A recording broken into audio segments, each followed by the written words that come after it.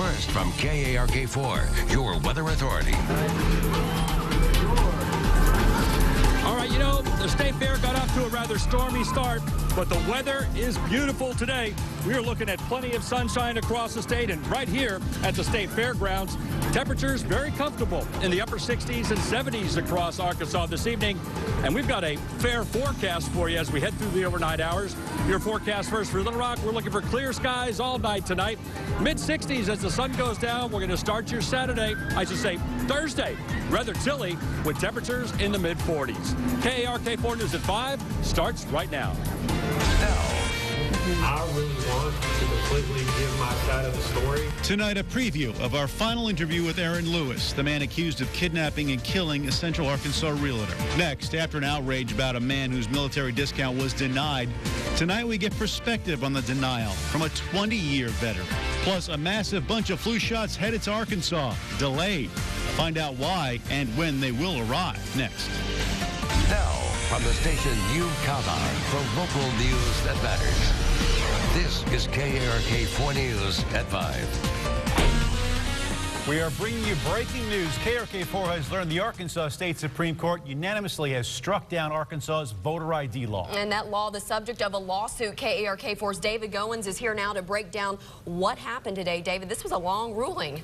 Yeah, it was a 16-page ruling, Ashley, that came down about 20 minutes ago, and this stems from oral arguments at the Supreme Court almost 2 weeks ago.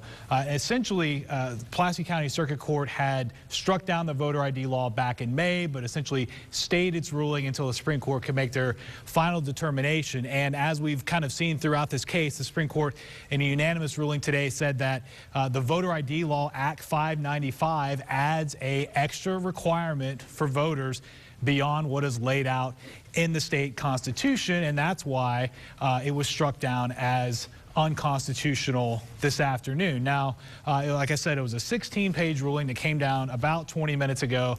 It did have a concurring opinion from a couple other justices who also agreed that the voter ID law was unconstitutional, but really for a different reason. They said, had you passed the legislature, speaking to the legislature, had you passed a law that met the muster you needed, you would have required the majority of the legislature, 2/3 majority of the legislature, to pass the law. We know voter ID did not pass with 2/3 majority in either chamber, despite the fact it did pass in an override of the governor's veto. So, big picture, what does this mean? I talked to the Secretary of State's office just a few minutes ago, and the Secretary of State's office spokesperson said that essentially they'll work to educate people over the next couple days. Obviously, early voting starts on Monday, October 20th, on the fact that they don't need an ID.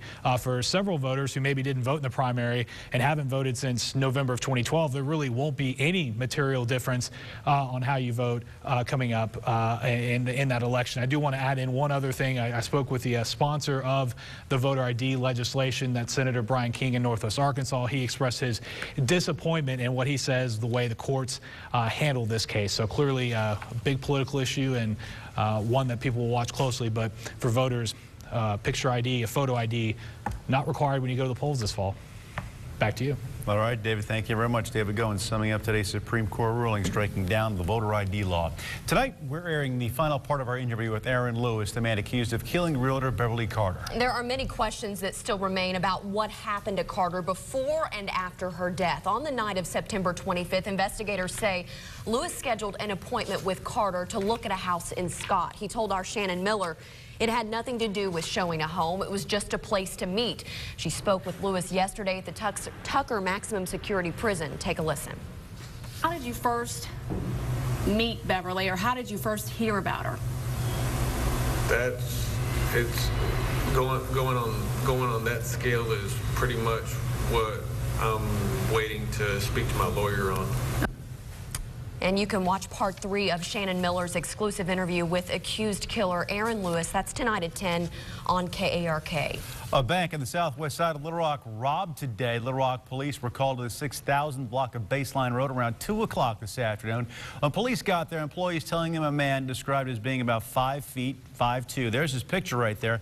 About 50 years old. You see he's wearing a hat, glasses, and some sort of a windbreaker with a name on it.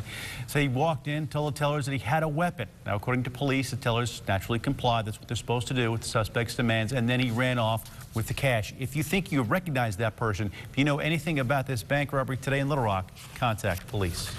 If you are looking to get a flu shot in Arkansas, you may have to wait a little bit longer. The Department of Health telling KARK it's experiencing a delay in receiving some flu vaccines. David Goins explains why.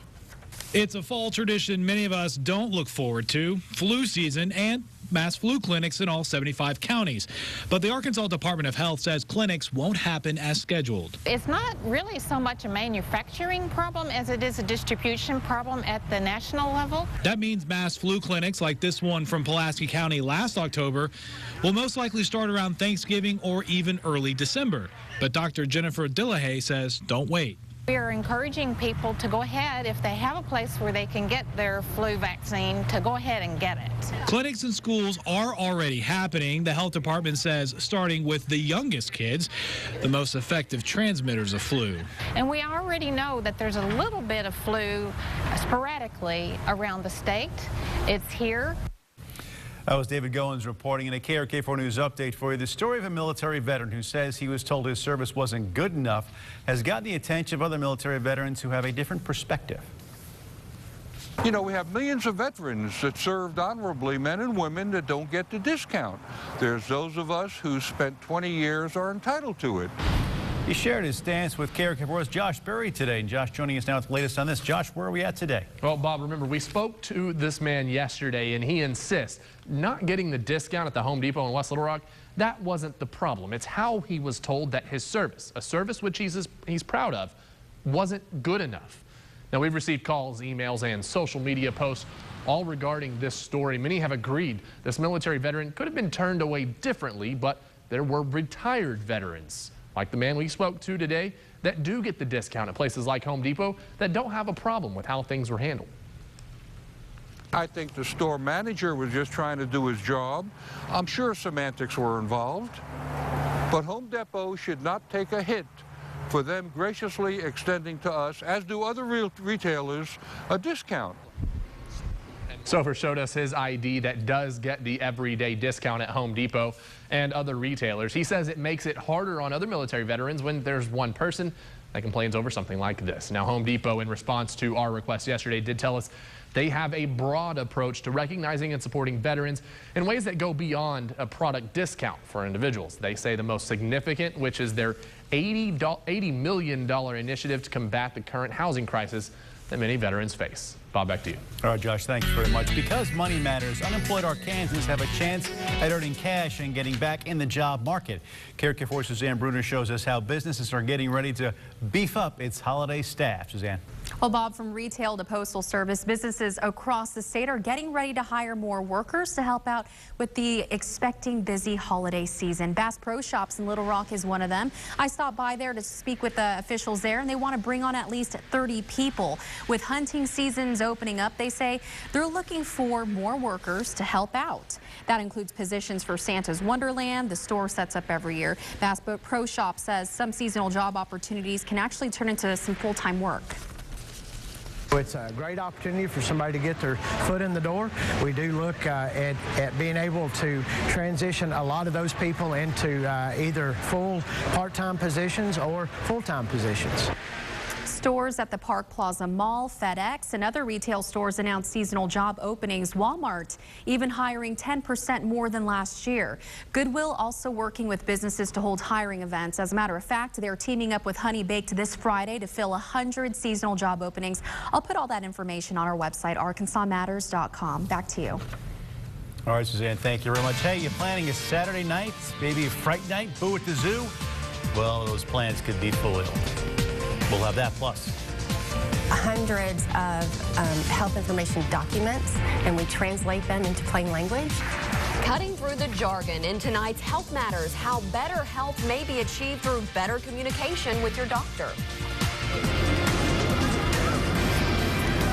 And gorgeous weather across the state today. It was beautiful, and it is beautiful outside right now. We're going to have your forecast live from the Arkansas State Fair in just a couple minutes. But here are the numbers in Little Rock today. A chilly start around 50 degrees with a high temperature in the mid-70s. We're going to let you know how much longer this fair weather will stick around in just a couple minutes. From the station that brings you local news that matters, this is KARK 4 News at 5 in high definition. With Bob Clausen, Ashley Katz, and Chief Meteorologist Keith Monahan. KARK 4 News.